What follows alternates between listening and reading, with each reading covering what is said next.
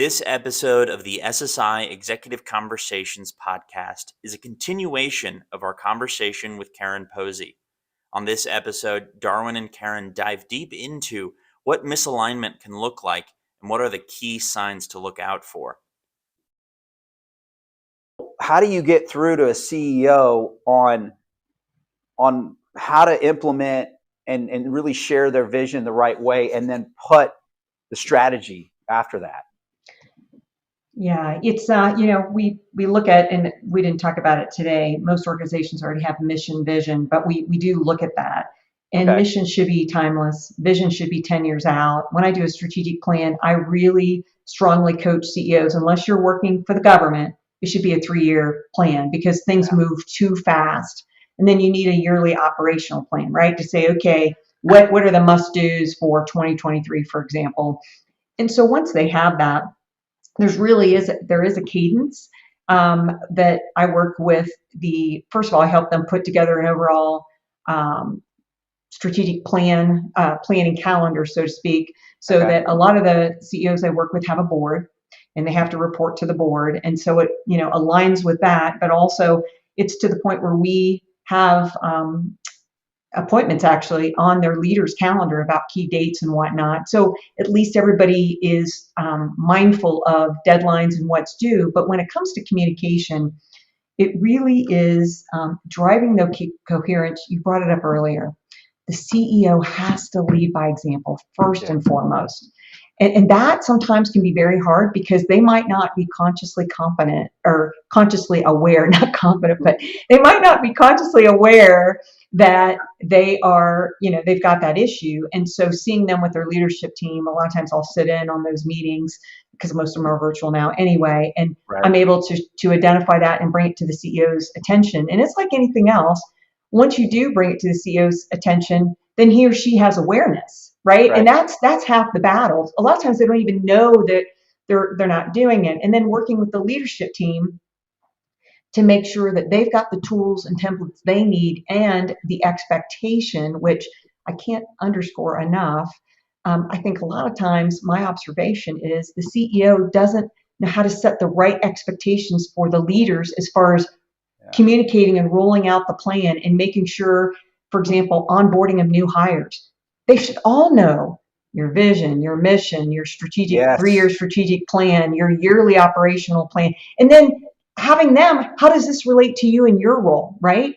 And the bigger the organization, the other thing that I'm a huge believer in, because my framework is our framework is very scalable, is that it's what I call alignment documents. So you've got these large organizations that are I would say once you're past 250 million, I'm a big believer in these alignment documents that go out to all the leaders that say, okay, based on the strategic plan and the yearly business plan, how are you going to align your teams to that? And what are you going to get done this year? And holding them accountable. So it cascades through the organization. And then, there's a lot of, I'm also a big proponent of tying bonus and whatnot to that, right? So that, people stay focused on what's important. The vital few. The vital few. You got to be able to prioritize, but if you don't even know what's most important, or if you have too many action items to execute on, you're going to do them all. You're not going to do any of them exceptionally well. That's right. So there's a lot of tools, strategies, and techniques we use with clients to help them on the sustainable growth, because it's interesting. I did a presentation last week to a group of CEOs, and when you think of hypergrowth, I did a quick Google search. Oh my gosh, hypergrowth, 17 to 25 million Google, hits, right? And then the books I found, oh my God, talk about books. I found at least 8 books that I showed that have been out in the last year on hypergrowth. In the last year? Yeah, in the last year. And then I looked at sustainable, predictable growth. I could only find 3 books. They were all at least 10 years old, right? Because it's not sexy. And my point to the CEOs was, growth is important. You need growth, but you need to figure out how to predictably, sustainably grow. Absolutely. That's really the key. And it's not sexy sometimes, right? It's not sexy. It's the day-to-day block and tackling, but that's what's critical I, to I did. I achieving did it. Karen. I did so we do training, get together as a team because we have a few remote people, and I did a presentation this last holiday season during our gathering in December on why companies fail and how businesses grow and the percentage of companies that fail in the first 2 years, the percentage of those that are still around and make it past year 5. But nobody typically talks about past that. Right, Or at least in my experience. But right, 70% of companies don't make it 10 years. 70%. right. And there's a whole group of companies that make it past that, half don't, past that 2 year period because it's painful. It's It not is. easy. But to your point in sustainable growth, so many companies fail in trying to scale. They do. And I think that speaks volumes to what you're just talking about. And the focus on, okay, hypergrowth's great until you get over your skis and you blow out. Right. Yes. And there has been quite a few organizations that I've worked with that have achieved that hyper growth.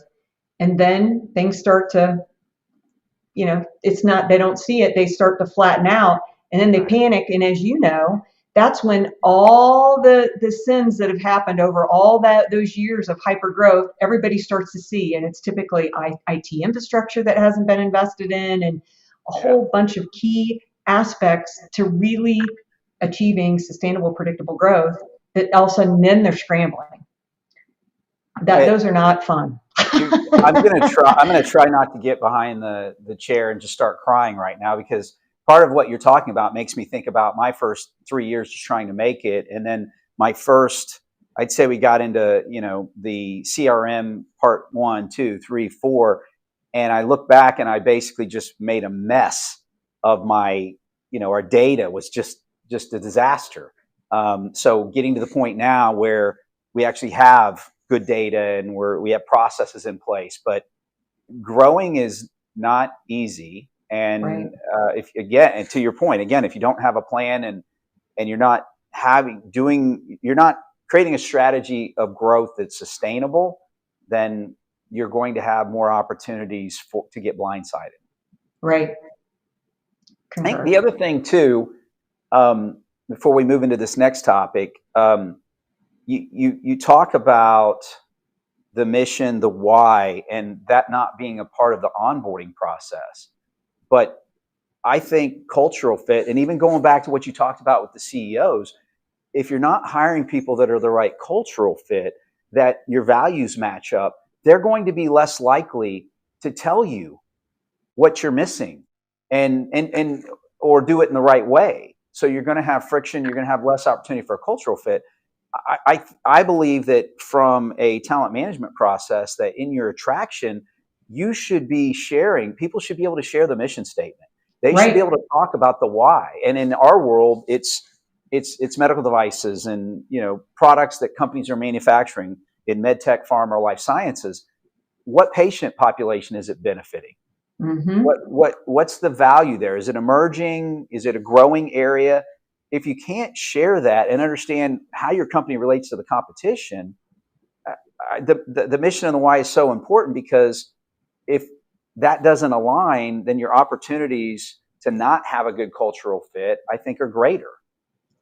I concur.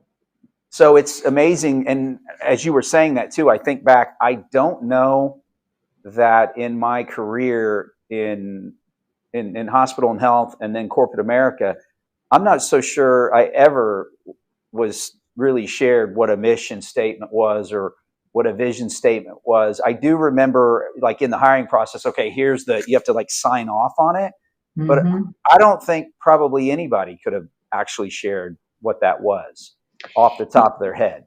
And it's interesting too. I just read an article a couple of weeks ago.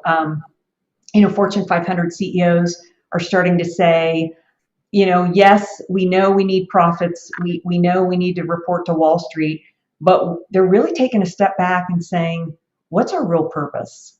Right. Right. Well, And that to really? me gets into the mission. Yeah. Yeah. Well, and I it was comes really back. happy to go ahead, please. No, I was just going to say, and it comes back to why your voice of the customer, and then identifying the right talent.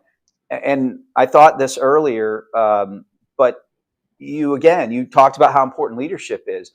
Why people leave companies, the number one reason for the longest period of time is the immediate manager and leadership. Yeah. So how important is how the type of people you hire, do they understand what true servant leadership is? Right. And do they fit the culture relevant to the mission and the why?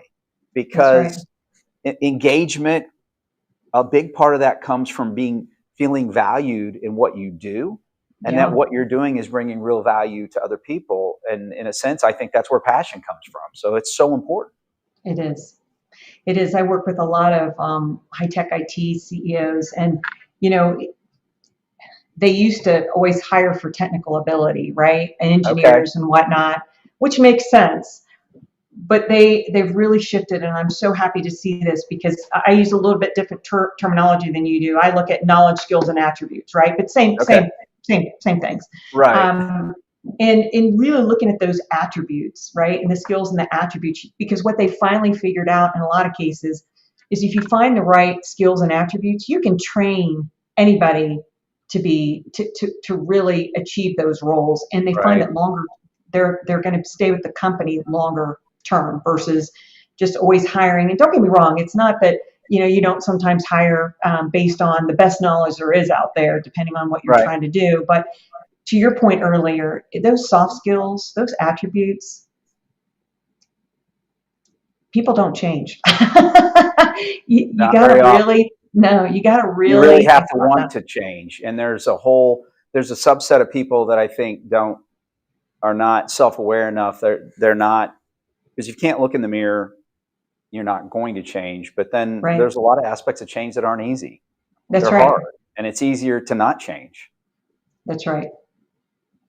Yeah, it's typically, by the time I get done working with the client's strategic plan and business plan, I know their leadership team pretty well, and the CEO and I have a great relationship, and that's where I end up coaching them. And inevitably, that's where my partners come in, because I have my partners come in because they need one of their leaders needs coached, or several leaders need coached, or they need help in sales or whatnot. And there's lots of opportunity there. So in terms of knowledge, ability, and what was the third? What's knowledge, skills, and attributes? Yeah, so knowledge, skills, and attributes. And I think it can be easy for somebody to think that I'm kind of saying things that benefit our industry. That's not my intent at all, because people don't pay. I mean, the recruiting industry is a $180 billion industry. And I look at it like the legal industry. Nobody wants to pay a lawyer. Nobody wants to pay a recruiter. But it's 180 billion for a reason. And so from a strategy standpoint, not having it as a part of your hiring strategy in some aspect is probably not going to be very likely. So you really have to understand your strategy, combination of strategies, and how you want to, how your talent management strategies are going to adjust as your company grows. So people aren't paying us the amount of money or paying us a fee to bring them more risk.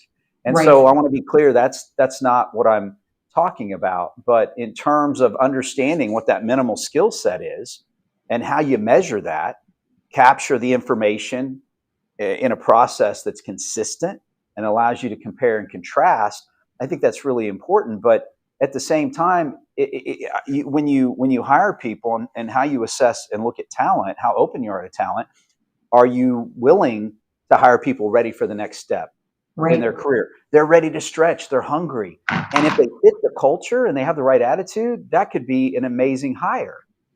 Are you open to crossover talent? Somebody that's ready to go into an area and take skills that they have and then learn and grow as a person that brings value.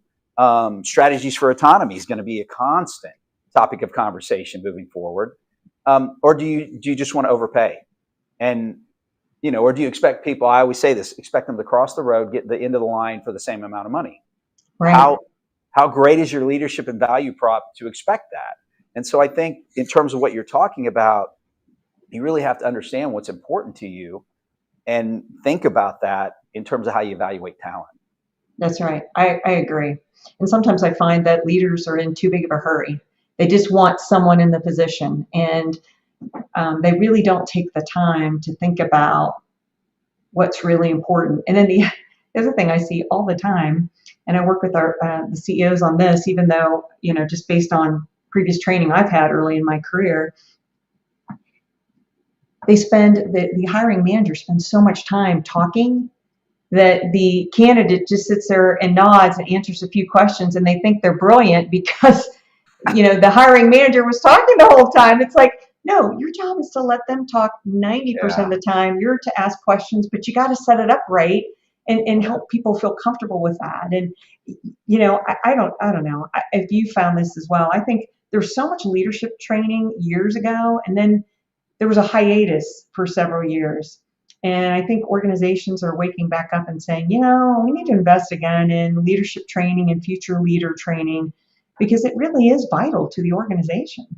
Well, how many things that are transactional really have great value? And in terms of, I grew up with Zig Ziglar and, Tom Hopkins, sales closes and those kind of things. Right. At the end of the day, there's a book that came out in the last 10 years on complex sales.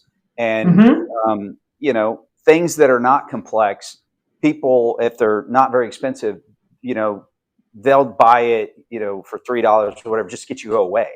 But people aren't going to do that with a complex sale and a high price ticket item.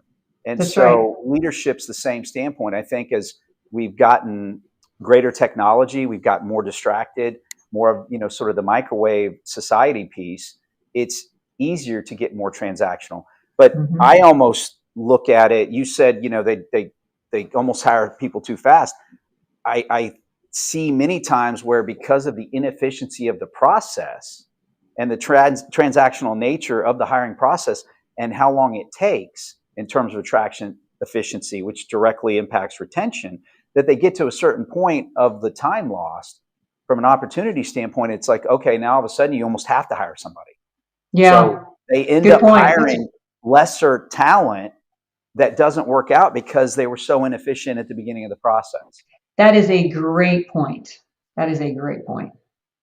I'm going to tell my mother you said that. I'm going to mark that down. I got the great point.